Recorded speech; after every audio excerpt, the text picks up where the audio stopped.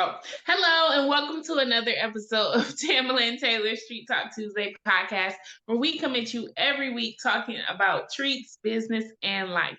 It is our pleasure to respond to a video for you this week because we have lots of videos that we want to just give you our opinion about. If you guys don't know already, I am Taylor, co-host of this podcast, owner of Taylor's Kitchen, located right here in Albion, Michigan, where we make custom sweet treats for your special occasions. I can be found on all social media platforms at Sweet Spirit Treats. All right, over to Tamala. Hey everyone. Hi, I'm Tamala, owner of Torlitas for that sweet and crunchy taste. Torlitas is a dessert company located right here in the state of Ohio.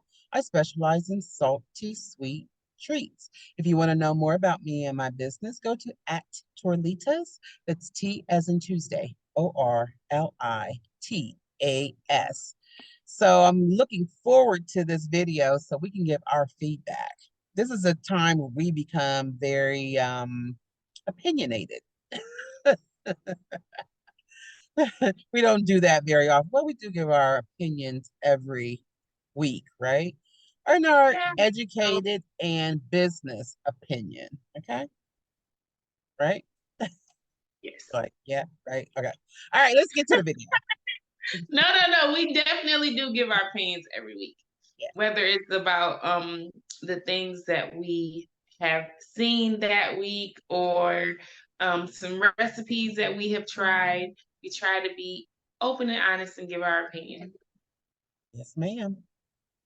Okay, we're gonna open this up so we can hear what this lady has to say. This is from But you've been cutting cake.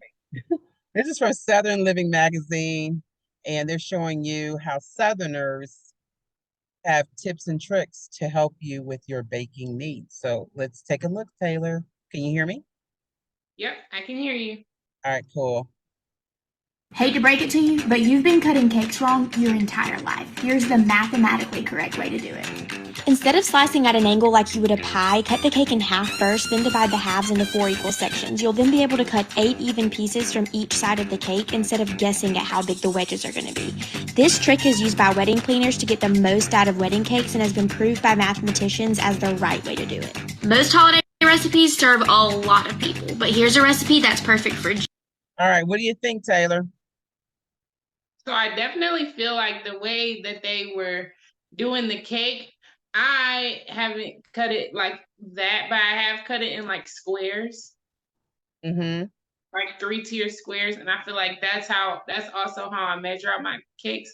So you can cut it like they're 1 inch by 1 inch squares, and then you give it to people. So I cut a cake last week. It was an 8-inch cake, and I want to believe I got like 20 slices out of it. Oh, wow. That's pretty impressive. Yeah, it was like a red velvet cheesecake, and it was like 3 layers of cake and then 2 layers of cheesecake. And when I cut it, I believe I got like at least 20 pieces. That sounds yummy, first of all. And I'm glad everybody was excited to have a piece of that cake. Right? Yes. I had to like count the children twice because they came back and they was like, we want another piece. So I'm sure I got over 20 pieces out of that one cake. That definitely is a good tip. All right, I think it's a good tip too. And I've been at weddings and parties where they have sliced up cake that way because what did we do before we knew this trick, right? Right. What did we do before? A lot more cake. Everywhere. Yeah, definitely. All right, this next one is about making one cookie. Now, would you be able to just eat one cookie? Okay, say it again. Would you be able to just eat one cookie? Depends on how big the cookie was. The good thing about this is like it's freshly baked. So like it's probably gonna be like delicious. And then if it's like, oh, you have only one of something, it just tastes different.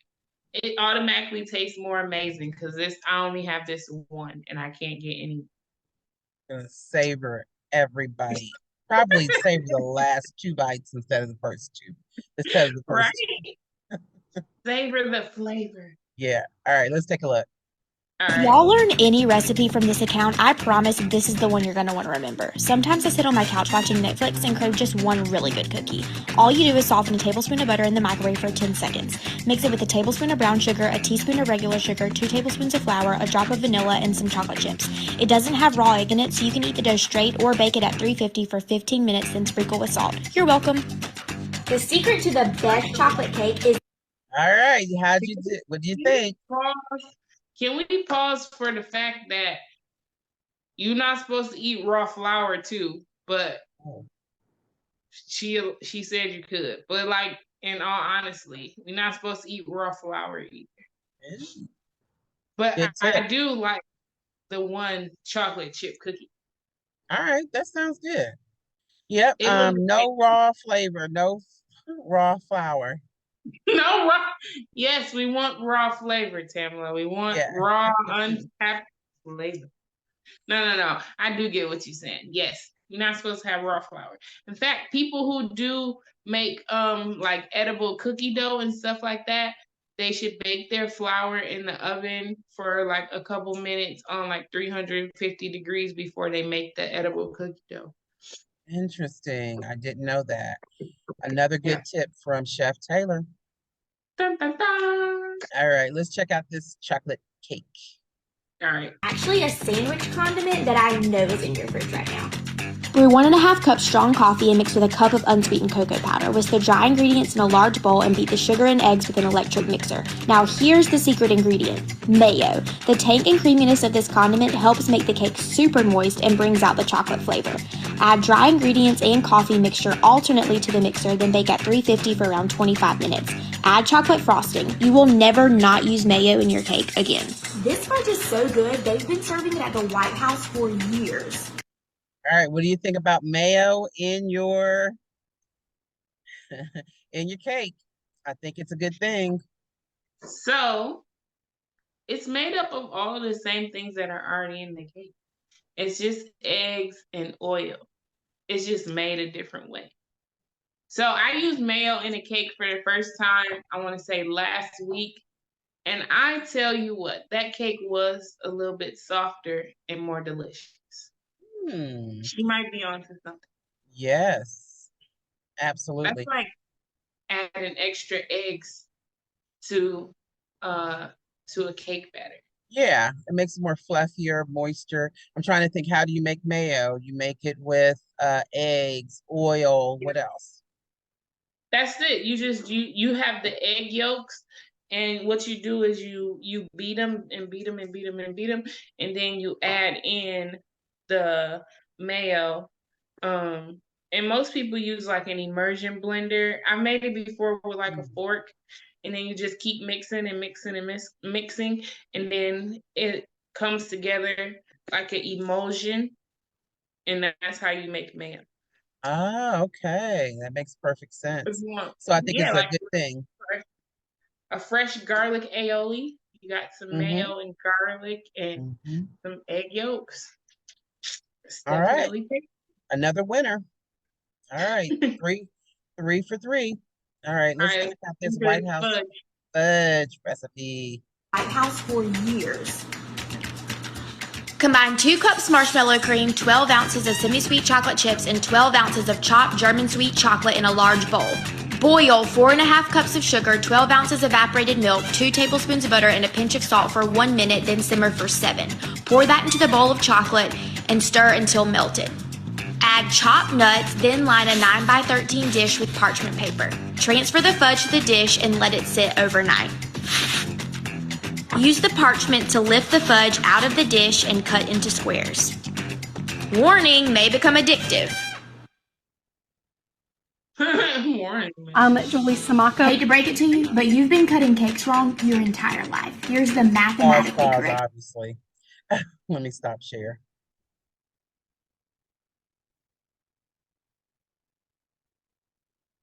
All right, I loved that last one, that fudge. I'm definitely going to try it. I'm definitely going to use and add my own spin to it. And that might be the next demo that I offer all of our guests to make fudge.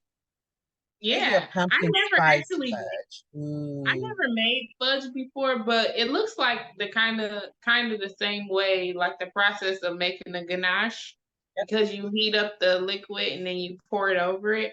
But I was surprised to see like the marshmallow fluff.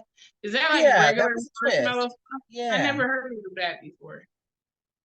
I haven't Hmm. either, but it's a good choice. I love marshmallow fluff to use in different things and ingredients. And, depending on your audience, they either love marshmallow or they don't. So, think about your audience when you're making something with marshmallow or marshmallow fluff. All right. So, I like marshmallows, corn marshmallow fluff. all right. I like single s'mores on the stove top as well. That That's too. pretty good. That too. Yes, yes, yes. I think that overall that was a really, really good video. Thank you to our audience member who shared it with us. We hope that you enjoy our commentary on this video. And if you guys have anything else that you would like to share with us, or if you have some videos that you feel like, oh, maybe they will, have a good opinion about this, then definitely you can send them over to us at Tamla and Taylor's Street Talk Tuesday at gmail.com. Definitely. All right, everyone, have a fantastic week. Don't forget to like, share, and comment. And also give us a thumbs up on our IG page at 5, that's the number 5T podcast. We would love to see your feedback. Thank you for joining us again. Have a wonderful week. Bye. Bye, guys.